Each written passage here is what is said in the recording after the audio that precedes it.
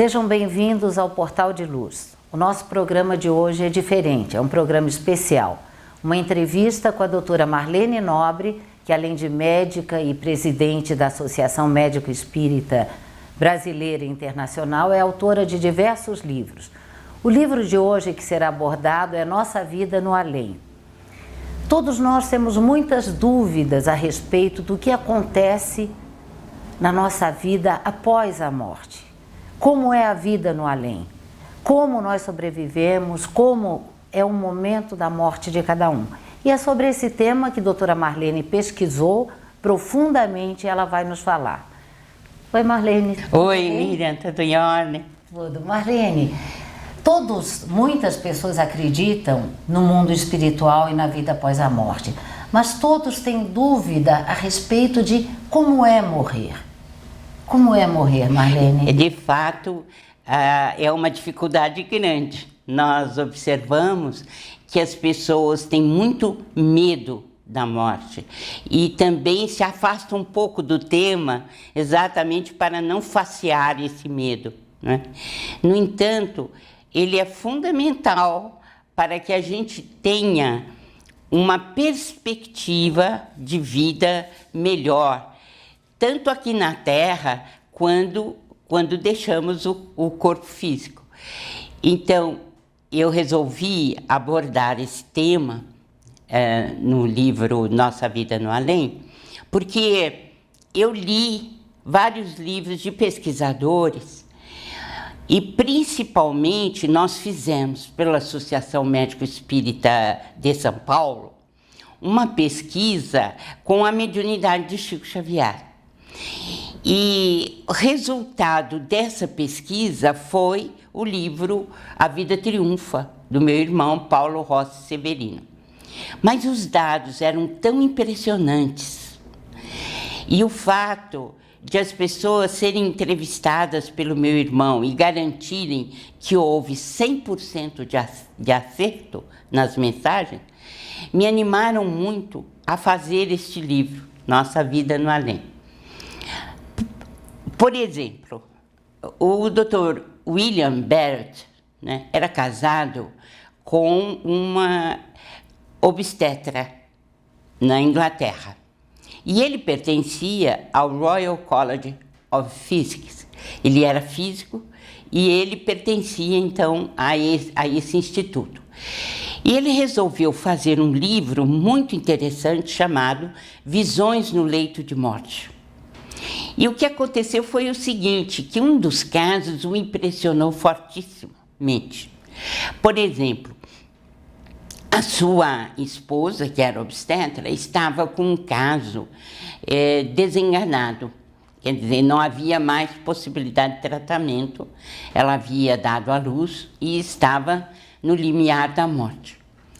E ele, então, fez um questionário para que os médicos e os enfermeiros dissessem o que essas pessoas que estavam nesse limiar viam ou falavam.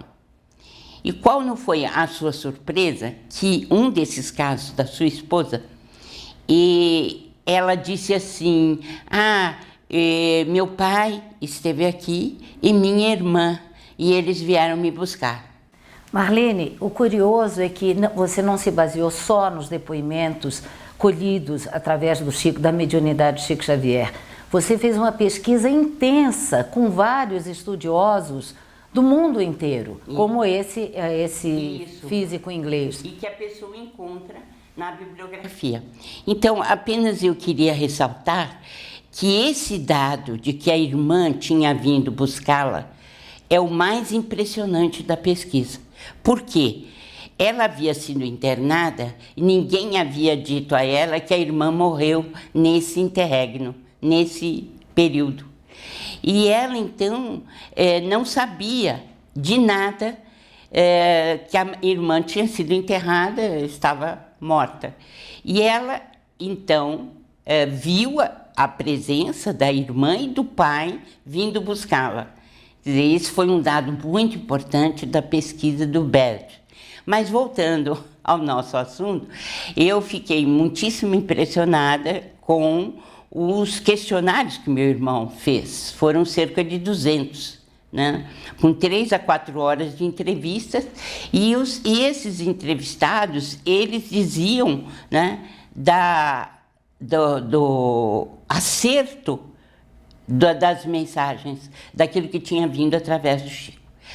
Mas eu estou dizendo isso, então, para reafirmar para você a importância de saber como a gente morre e o que acontece depois. Uma coisa que você ressaltou agora, Marlene, e que é comum não só nas mensagens do Chico, mas em toda pesquisa de quase morte, as pesquisas científicas, é a presença de parentes, amigos e familiares.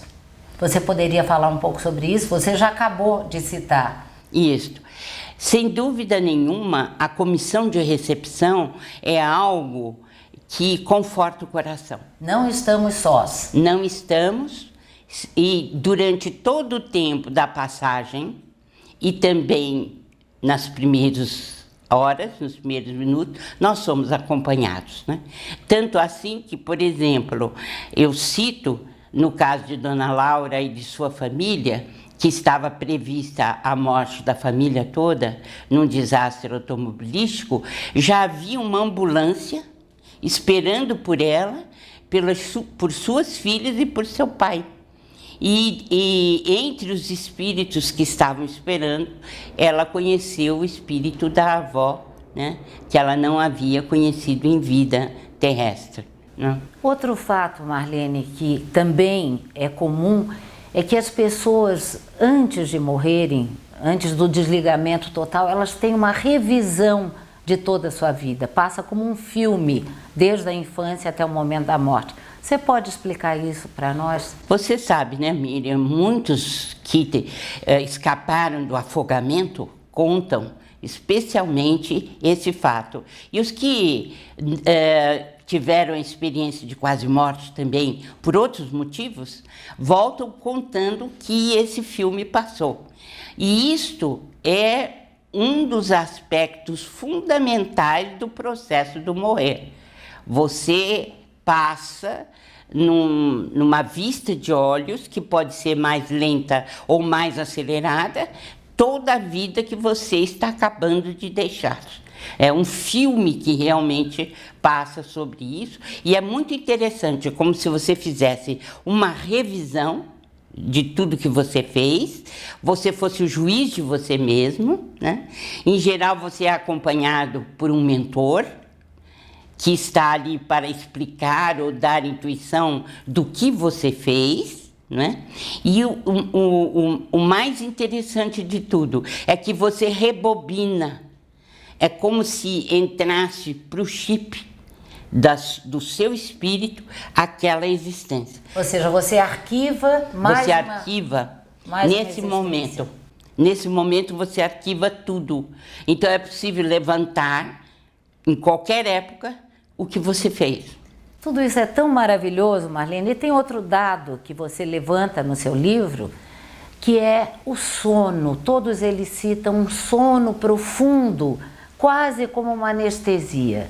É necessário esse adormecer logo após a morte? Miriam, quase todo mundo passa por esse sono. É um torpor inevitável, né? E ele é necessário porque ele faz parte do processo do morrer. Então, o filme, o sono, um sono profundo.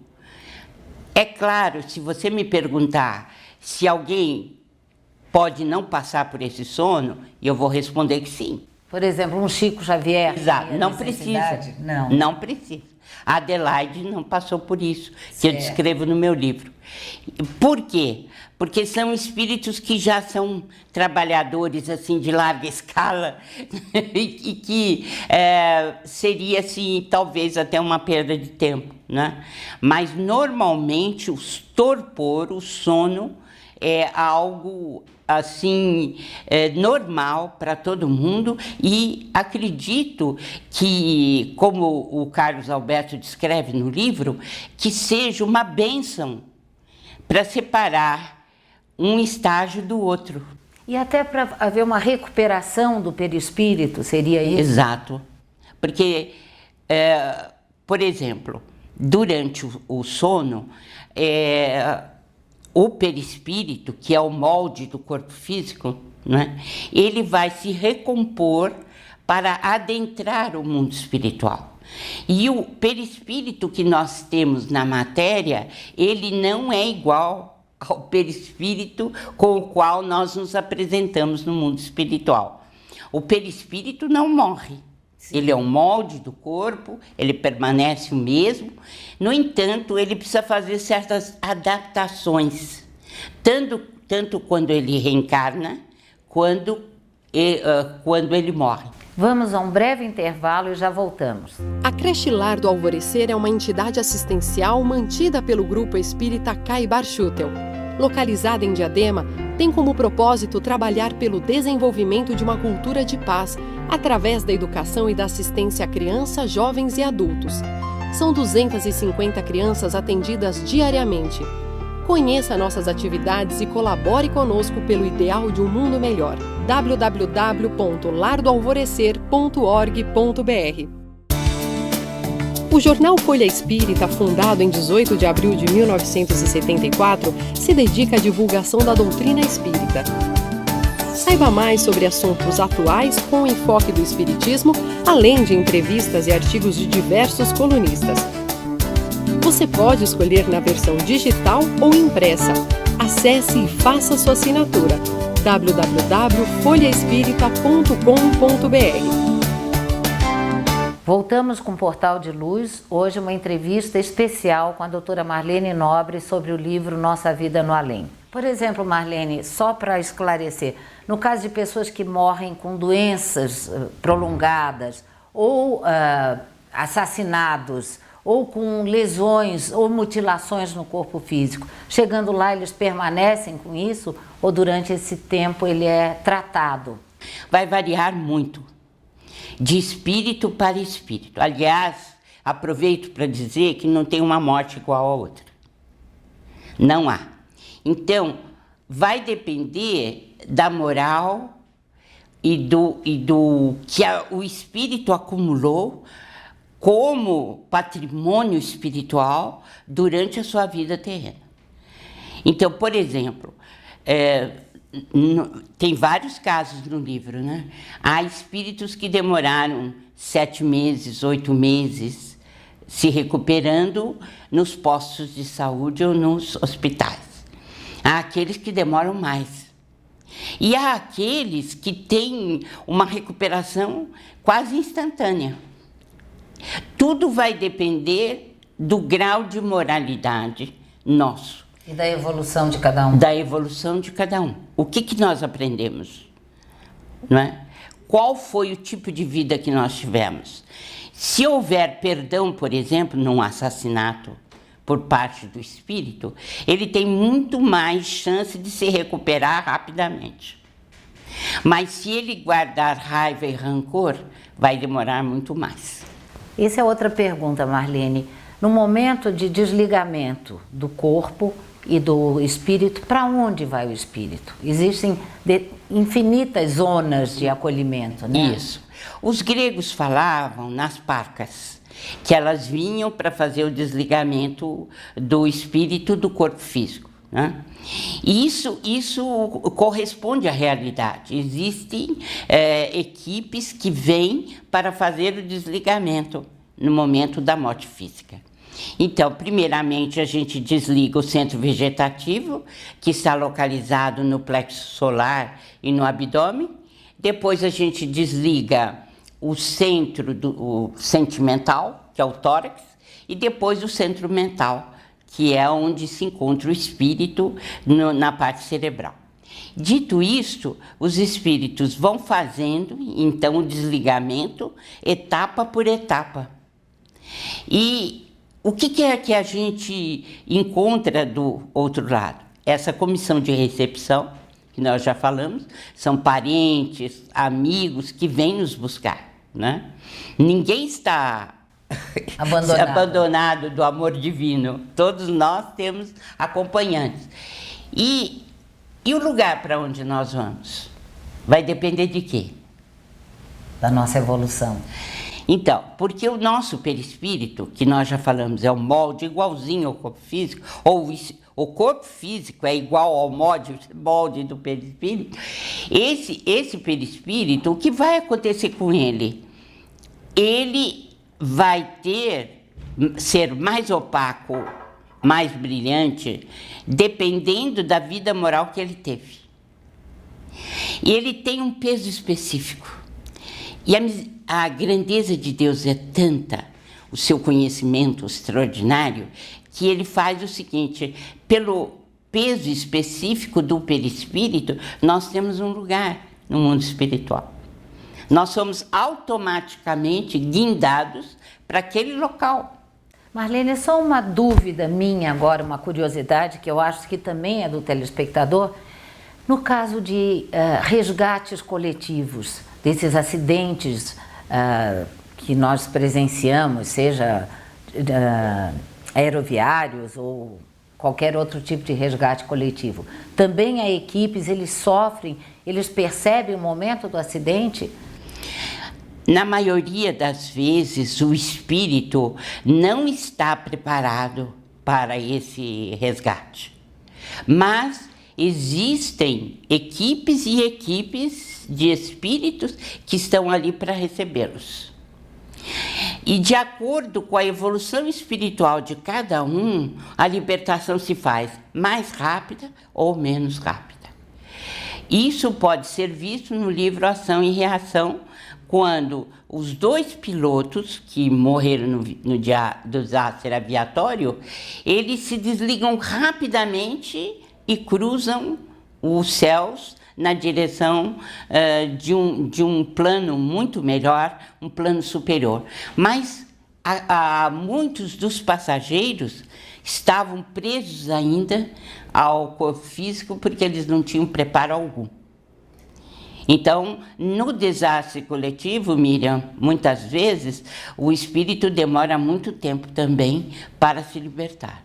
Isso que eu ia lhe perguntar, antes da gente ir para o além e saber como é a vida lá, se existem hospitais, isso tudo, existem espíritos que ficam presos aos despojos e acompanham esse processo todo do desencarne. Se esse espírito, se essa alma teve uma ligação muito forte com as questões materiais, se ele foi um espírito assim, muito ligado à matéria, ele vai ter muita dificuldade para se libertar. Se ele foi um suicida, muito maior ainda. A dificuldade é enorme. Por quê? Porque o fluido vital que o acompanha desde o nascimento, a possibilidade de ser renovado, esse fluido vital, ele, devido ao problema do espírito cortar os laços antes do tempo, o que vai acontecer? Ele vai ficar prisioneiro daquele corpo. Então depende muito. Há espíritos que têm mais facilidade para se desprender e outros que vão ficar mais tempo unidos aos despojos carnais e vão sofrer muito mais. Então existem espíritos que acompanham todo o processo ou eles já estão naquele estado de torpor? O velório, o enterro, a participação dos familiares. Se ele não está em sono profundo, se ele não entrou nessa parte ainda, ele pode acompanhar.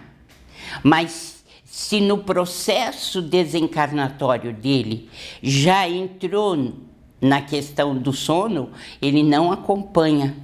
Ele está, por exemplo, ali no ambiente ou no posto de saúde, depende, né, onde ele está, e ele não toma conhecimento do que se passa ao seu redor.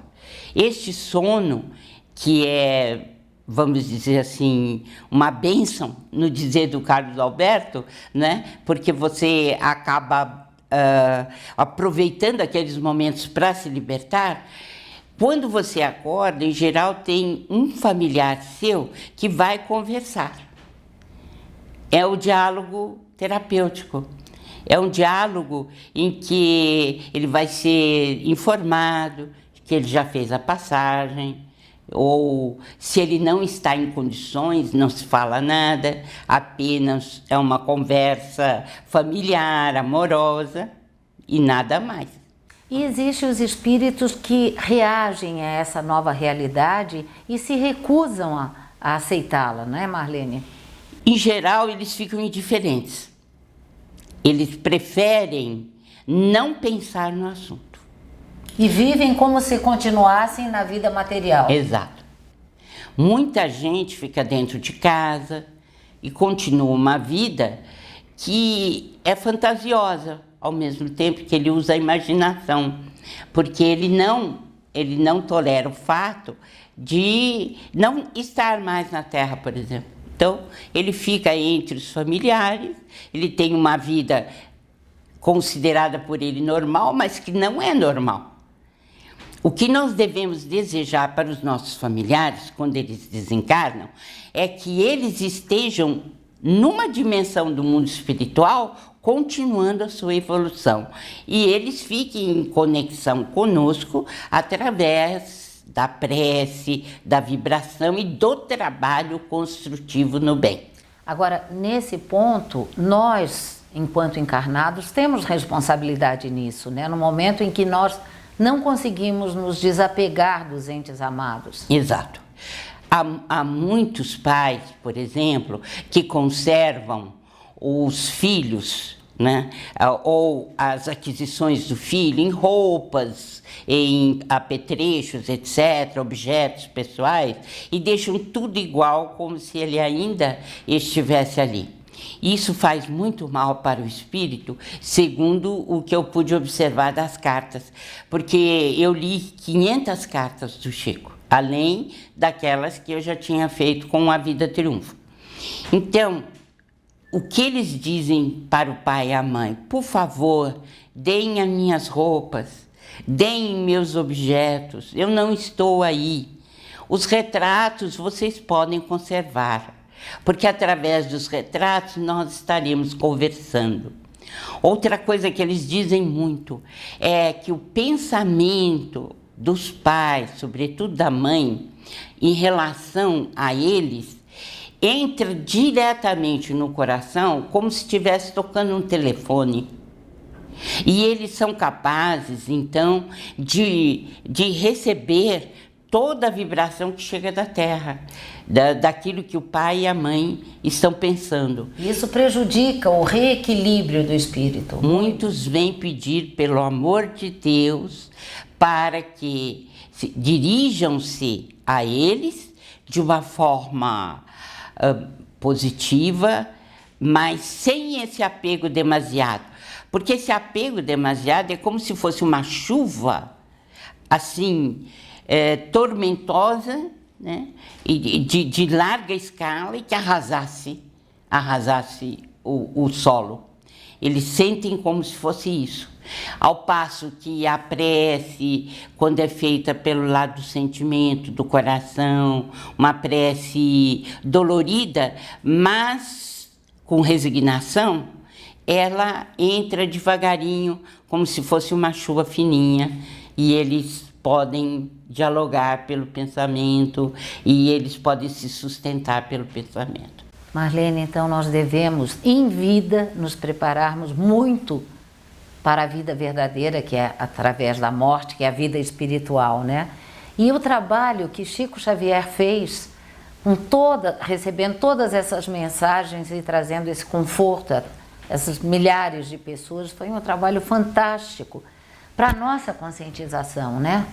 Olha, eu tenho certeza de que precisamos mudar o nosso conceito de morte, o que vamos encontrar do outro lado e a nossa relação nessa vida com as outras dimensões. Nós precisamos mudar os nossos conceitos. Precisamos trabalhar no sentido de uma continuidade e não de uma ruptura abrupta, sem nenhum propósito, né? E nós sabemos que a saudade quando ela está junto conosco, é a ausência do magnetismo daquela pessoa. Mas nós temos que aceitar a separação e fazer um rearranjo na afetividade com aqueles que ficaram. E uma educação permanente a respeito da morte. Educação para a morte. Nós temos que ter, porque ela não é dolorosa, né? Ainda o Chico insistia, falava muito conosco, não pensem que a morte é dolorosa, porque existe um estado de torpor que tira completamente qualquer ideia de dor e de separação naquele momento, e o espírito não sente nada. O Portal de Luz continua essa entrevista, vai haver a segunda parte dessa entrevista com a doutora Marlene Nobre sobre o livro Nossa Vida no Além. Por favor, participem, mande seus e-mails, telefonem e serão sorteados 2 livros para aqueles que participarem. Obrigada.